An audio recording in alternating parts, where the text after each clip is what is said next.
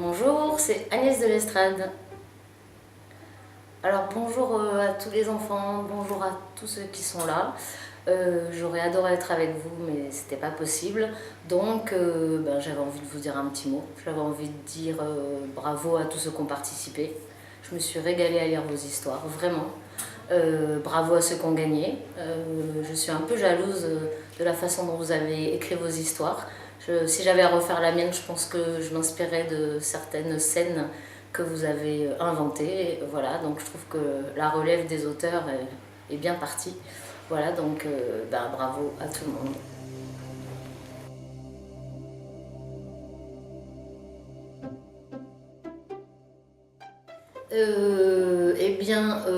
En fait, j'aime beaucoup détourner les contes, j'aime beaucoup utiliser voilà, ce qui a déjà été fait en trouvant aussi une autre idée.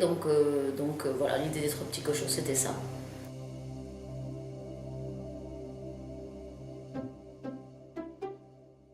En fait, je trouve très rigolo, notamment après dans l'illustration, donc ça c'est pas ce que je fais moi, mais de voir un animal qui est de tout à fait un autre univers en fait, que les trois petits cochons en l'occurrence, donc une autruche, ça me semblait très très drôle et je trouve que ça l'est dans les dessins de Prisca.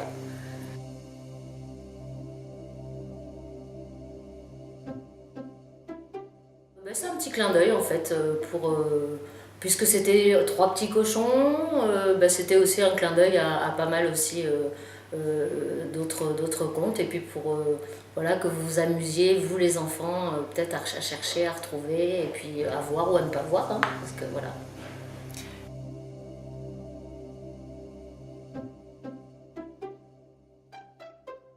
Sincèrement, sincèrement, je n'ai pas relu la mienne parce que après avoir lu les vôtres, j'ai eu peur d'avoir fait quelque chose de mauvais, ce qui je pense n'est pas le cas.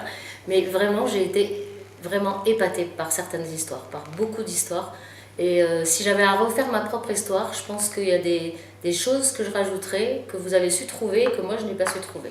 Mais j'espère que mon histoire vous plaira quand même, et voilà. Vous ne piquerez pas tout de suite mon rôle d'auteur.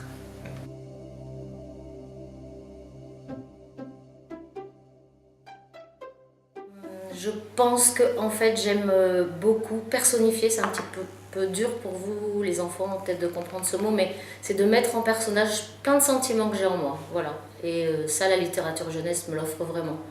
Donc, et puis après la magie d'avoir son livre illustré, voilà, c'est finalement après comme un bébé à deux, enfin je veux dire, voilà, et tout d'un coup je reçois les illustrations, il y a des images sur mes mots et c'est vraiment magique.